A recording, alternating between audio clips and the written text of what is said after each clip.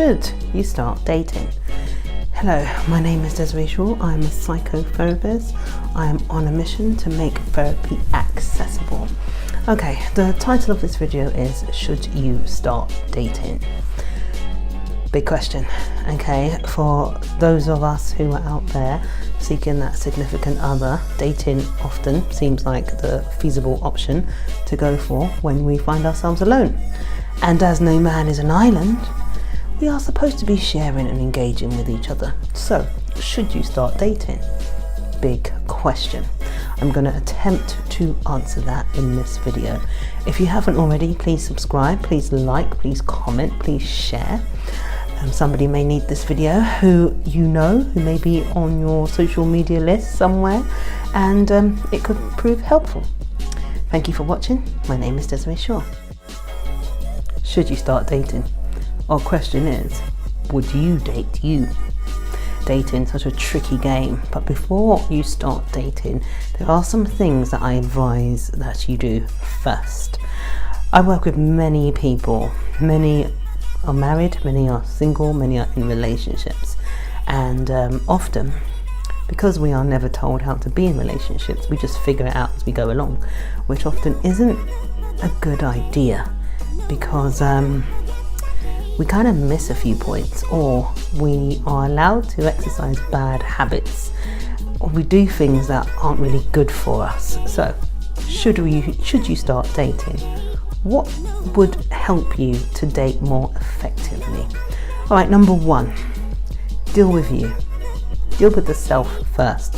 So before you start giving yourself away to other people, give yourself to yourself and allow yourself some time with yourself so you can understand who you are, because you're no good to others if you're not good to yourself. So that's rule number one. You got to deal with yourself. That comes into loving yourself.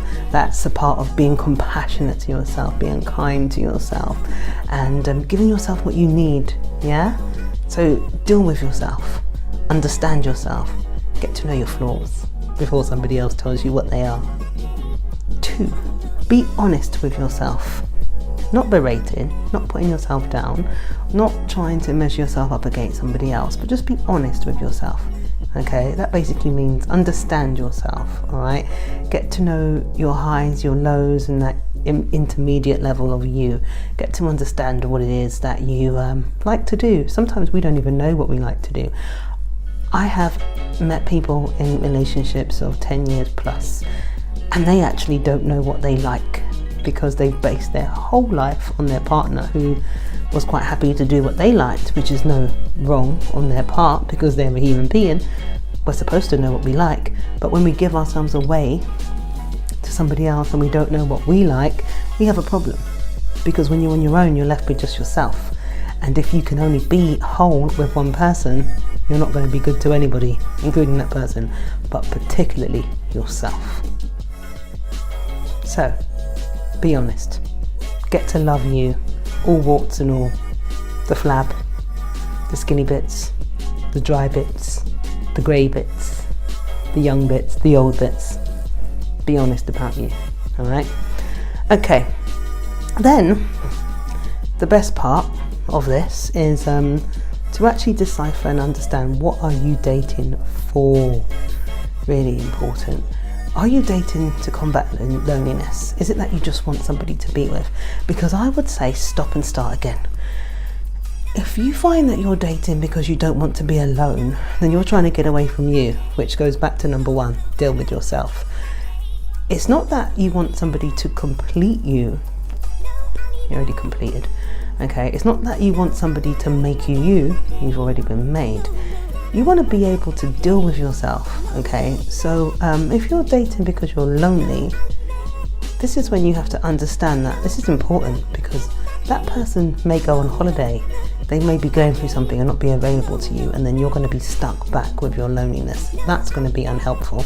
That's going to be difficult for you to handle, and the likelihood of all kinds of emotional disturbance, being needy, depressed, anxious, all kinds of things which will not enable you as a person will probably creep in.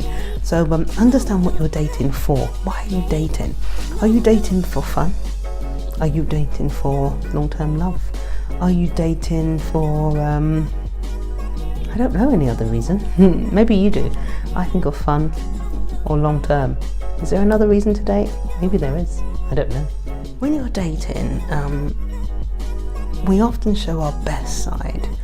So be comfortable with yourself, because we're not always at our best. And that's not life.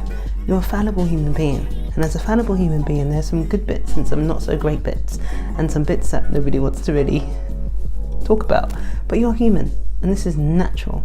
Alright, so for you to get into yourself and be more comfortable with yourself, understanding yourself, because you can't expect somebody to love you when you're not loving you, and you can't expect somebody to be comfortable with you if you're not comfortable with you. It's going to be difficult for you to be you, and then when you finally are you, that person sometimes will become so confused because what they saw was nothing to do with you, which is why it's important for you to be you. I keep saying you a lot, don't I? Because really it is actually about you. It's not really about the person you meet. We go on dates and we do this fantastic first date where everything is perfect, and it's so stressful. So stressful. I mean, why would you want to have an experience that is so stressful and then try to keep it up? Wouldn't it be much more comfortable just being yourself? And when you're just yourself, you've got no other expectation to live up to except the one that you were being you. When you go on a first date and it's all about the caked on makeup and the perfect hair and the high heel shoes and you can barely walk, it's just not going to be real, when really what you want to do is wear some flats and have your hair pulled in a ponytail and have much less makeup on, maybe just some mascara. It's difficult because you do want to be your best, but you don't want to be living up to that best every single day after your date, because that's unrealistic and you're putting yourself under pressure. So understand why you're dating. Be yourself, love yourself, be relaxed with yourself, and know what you're dating for. Neediness and just to have somebody filling your time is not a good reason to date. In fact, those are the worst reasons to date, because you don't want to be alone.